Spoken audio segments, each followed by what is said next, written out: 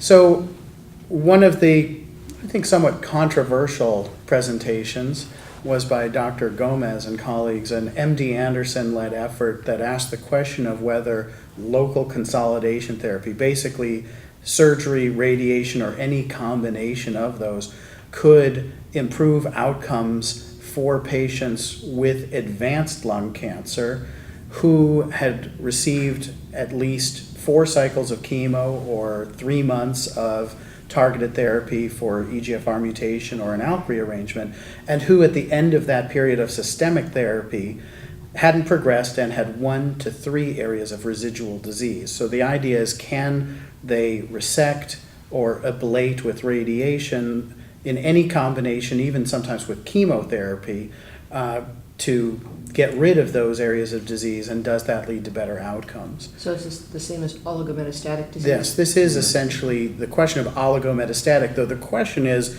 I would say broadly, how do we define oligometastatic? How many sites of metastasis Right, exactly. do you have and qualify? And in fact, that was, so the interesting thing, they looked at progression-free survival as the primary endpoint, and found, in fact, the study was closed early when they did a look, the statisticians and other people monitoring the trial found that the progression-free survival was far longer in the patients who received local consolidation eradicating therapy compared with those who just had maintenance therapy or surveillance monitoring at the discretion of the physicians following.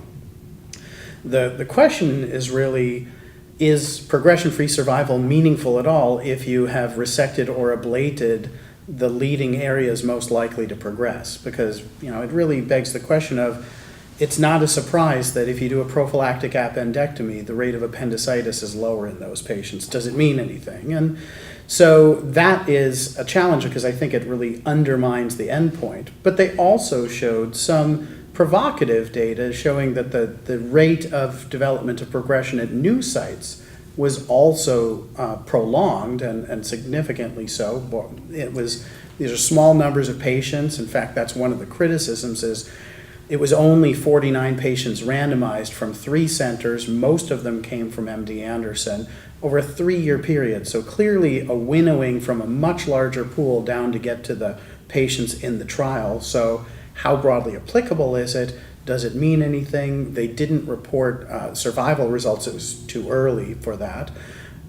They also showed that in a subset analysis, the patients with just 1 residual lesion did clearly better than the patients with 2 or 3, which raises the question of, is 2 or 3 or 4 lesions oligo or just regular polymetastatic disease? So what did you think of these data? And I'm definitely going to come to you, Janet. I know you've got some thoughts on this, and it's of great interest in the patient community. But do you think that this has changed your mind, affected your thoughts, or is going to change practice globally? There are many more questions than answers that came out today. In a small group of 50 patients, there was a lot of heterogeneity. In other words, we didn't know if the patients were very evenly matched from one group to the other. There were some variables that they did not report on. So what I would say is, the bigger, broader question is, in a patient who has metastatic disease where the cancer has spread to many parts of the body, or within the same organ to many different parts of the same organ, whether just affecting that or treating specific, like spot welding those areas, will biologically affect those microscopic cells.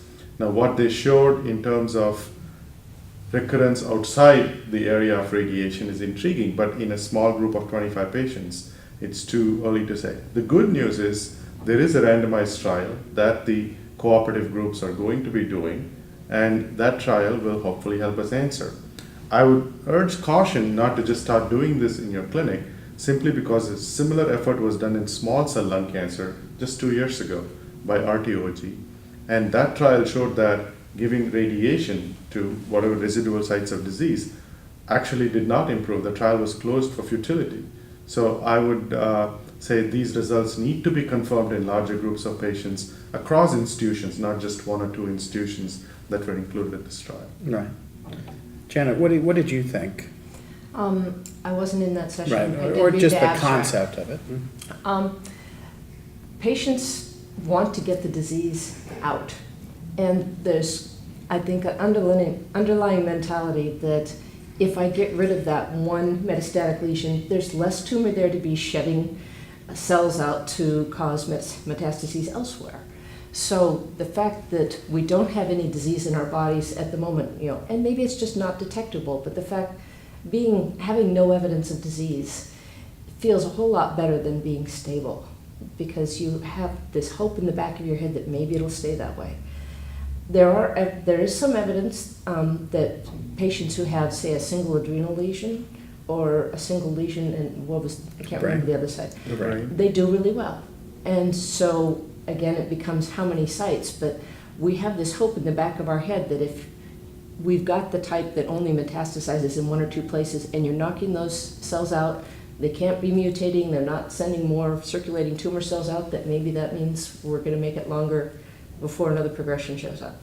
And while progression-free survival may not seem as realistic an endpoint to oncologists as overall survival, boy, it makes a big difference to the patient. Well, I appreciate that. I guess my concern is if we just covered up the lesions with our thumbs or used Adobe Photoshop and said, look, there's no lesions, if you would feel just as good with that, that's not clearly the value. It's not to say that there isn't a very good hypothesis, because to me, the idea that it prolongs the time to new sites developing, that is following along this concept that that the shedding of the disease could lead to faster progression. But that's a question that we need to answer. The problem that I see is that there's a lot of people marketing it, and as you say, it's intuitively appealing to patients, but I don't know that that's a good enough reason to do it just because it's treating a scan rather than treating the underlying problem. I think it's important to know if it's actually changing the biology of the disease or just doing exactly the same as erasing the lesions with Adobe Photoshop and saying you're cured. Well, I'm going to go out on a limb here. Okay. I saw a really interesting study reported at AACR this year where they were studying the evolution of EGFR lung cancer cells. And they were showing that EGFR was a trunk mutation that occurred early, and there were these branches. And that is, I can expound on that and say, if I'm knocking out a tumor, that tumor isn't going to have any more chance to mutate and create new clones that might be resistant to treatment. And that's not the same as putting your thumb over it and saying, la, la, la, I can't see it. That's taking away a chance of developing more I understand. cancer. I have to say, I'm very much a trialist, but this is an area where I actually agree that being a purist may not be practical. For one, we do know that disease progression can occur in the dominant lesions, and we looked at that years ago before trying to have such a trial at the University of Chicago. We had such a trial and had to close it because we couldn't accrue eventually, which is a likely fate. Even here from MD Anderson on the trial, in the end it was less than 50 patients. And we don't really understand if biologically oligometastatic disease is actually an entity, or is it just, we happen to catch the patient at that point in time and it is just a few lesions, right? So here what we saw is, for one, impressive progression-free survival data difference, and the number of lesions was 3, right? So this was a very strict definition of oligometastatic disease. And I kind of feel that in that realm of 1 to 3, if it's technically feasible, that might be a patient where I would administer this based on the evidence as it exists. And I understand that that's not a pure point of view in this case. I think, Everett, in our clinical practice, when we see patients, there are specific situations where we all have recommended radiation to specific spots. What I think the message is, I'm trying to convey is, this is not something we should be doing in our clinic on a lock, stock, and barrel approach. When you radiate a tumor, it also becomes harder to follow what's happening in the tumor. So progression-free survival is, you can't measure it if you radiated everything that you can to detect. And to make sure I understand what you're saying, the area in my lung that was radiated has a lot of scar tissue, and there's always a background glow, so it'll be really hard to detect. And it is getting bigger because this, when you radiate a spot, the scar actually becomes larger and the spot may actually look bigger on the scan, and we don't know exactly how much viable tissue is remaining. And that's part of the reason why looking at PFS is a slightly erroneous way to assess the effectiveness of what you're doing for these patients. We've certainly had patients who ended up causing a lot of consternation as you're following the locally treated lesions, even going to surgery for what we were convinced must be viable progression, and it turned out to be scar tissue. So it's a tough one. And Actually, then those supporting your intervention. well, In that situation, yeah. yes, in that situation. But then I would also say, your concern is also my concern about this being a slippery slope. I mean, if we have data, first of all, the subset analysis shows that 1 is a different biology than 2 or 3, but what we actually see in practice, say for brain metastases, is if 1 or 2 or 3 is good, well, treating 7 is practically 3, treating 12 is almost 7, is almost 3, and there's just not any kind of limit set if you can get all of them. And so my concern is really that it becomes a feasibility, and no one wants it to be a market-driven approach. Well, perhaps when we have more feasible liquid biopsies, we won't be having this discussion. Okay.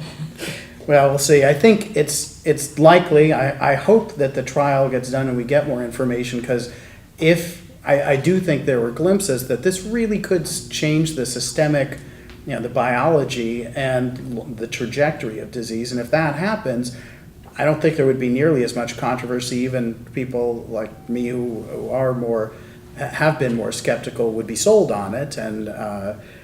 But I think it's important to set some kind of limit so that we don't call oligometastatic anything you can go after. Yeah, and if a patient is having to get things zapped every few months, obviously something's not right.